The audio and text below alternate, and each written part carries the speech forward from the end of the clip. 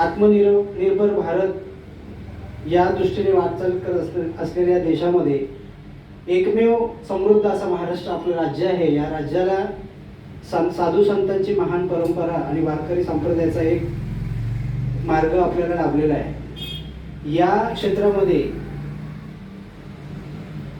अतुल्य अशी कामगिरी करणारे खूप सारे साधू संत आपल्या या भूमीमध्ये होऊन गेले. त्यापैकी एक सद्गुरू श्री ज्ञानेश्वर मोरे माऊली.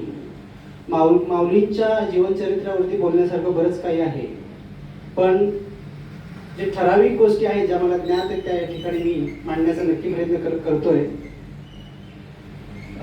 ज्ञानेश्वर मोरे माऊली यांचा जन्म पोलादपूर तालुक्यातील पळशीर या गावी झाला. एका शेतकरी कुटुंबामध्ये ज्याने जन्म घेतला. प्राथमिक शिक्षण घेत नंतर पुढील शिक्षणासाठी व नोकरी धंद्यासाठी ते मुंबईमध्ये आले. मुंबईमध्ये येऊन त्यांनी